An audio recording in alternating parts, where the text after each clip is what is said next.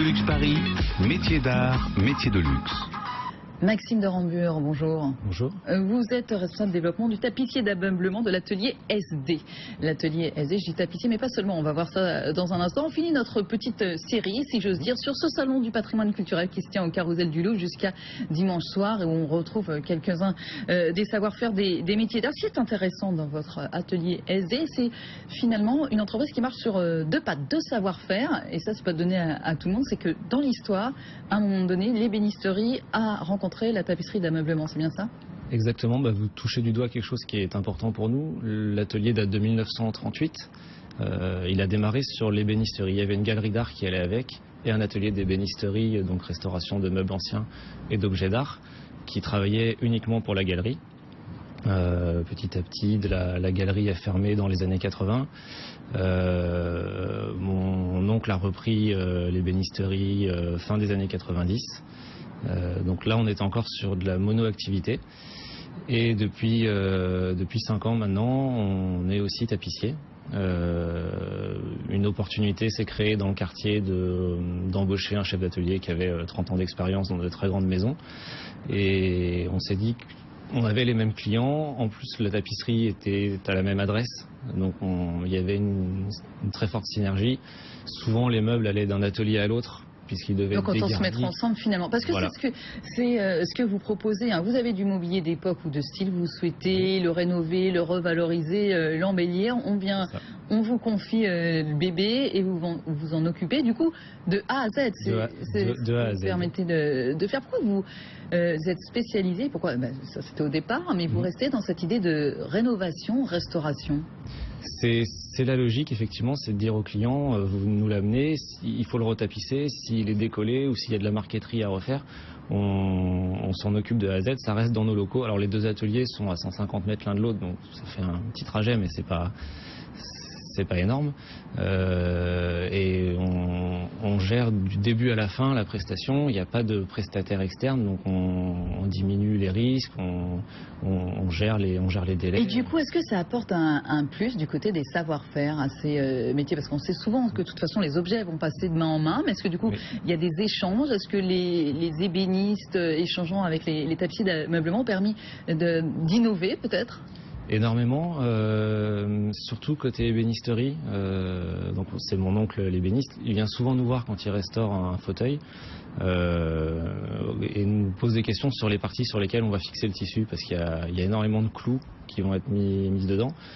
Souvent ces parties-là sont complètement ouvertes, abîmées, les clous ne tiennent plus, donc il faut mettre des résines, des produits pour que ça tienne.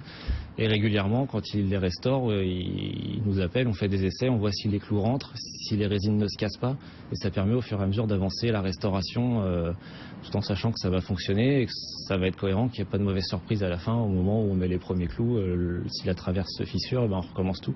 Là, on le sait dès le début s'il y a un problème. Mobilier d'époque ou de style, à part, je vais poser une question un petit peu vache, Maxime de Rambure, mais à part les antiquaires, aujourd'hui, est-ce que beaucoup de clients ont encore du mobilier d'époque et de style? Alors justement, les antiquaires en ont de moins en moins, puisqu'on est sur une mode assez contemporaine. C'est pour ça, oui. Voilà. Par contre, nous, on est un atelier très local, on est dans le 7e arrondissement, juste derrière le musée d'Orsay.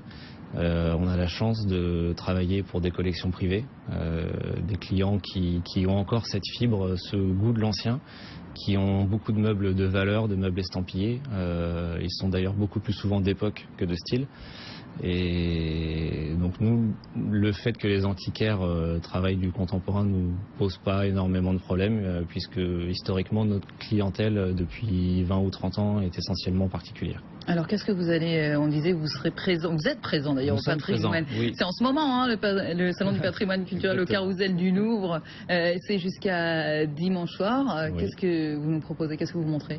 Alors on présente une paire de fauteuils style Louis XV. Ce sont des répliques qui sont du milieu du 19e siècle. On a une problématique, nous, pour exposer des meubles, c'est que, comme je vous disais, on travaille que sur de la clientèle particulière. Donc on ne peut pas présenter des travaux qui ont été faits chez nous, puisque les meubles ne nous appartiennent pas. C'est des clients qui tiennent souvent à la discrétion, donc ça, on leur garantit, il n'y a pas de souci.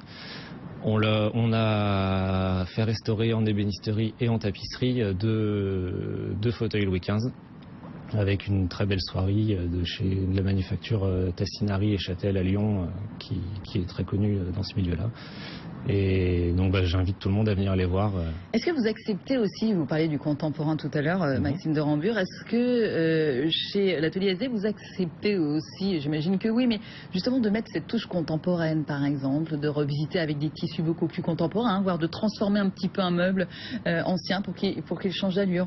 Alors transformer un meuble ancien, honnêtement on nous l'a encore jamais demandé. Je pense qu'on aurait du mal à le faire, même si techniquement on peut.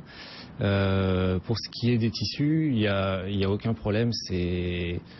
Le tissu, c'est presque du consommable en fait. Donc si le client, au bout d'un an, veut le changer, on peut enlever le tissu, en reposer un autre. C'est sans conséquence sur le fauteuil. Moderniser un meuble en changeant des éléments en bois, ça va laisser des marques, même si on peut revenir un petit peu en arrière, ce sera juste caché et ça peut fragiliser le meuble à long terme. Donc on préserve. On essaie de préserver, sauf si vraiment le client y tient, mais je vous dis, on n'a pas encore eu ces demandes-là dans le quartier dans lequel on est.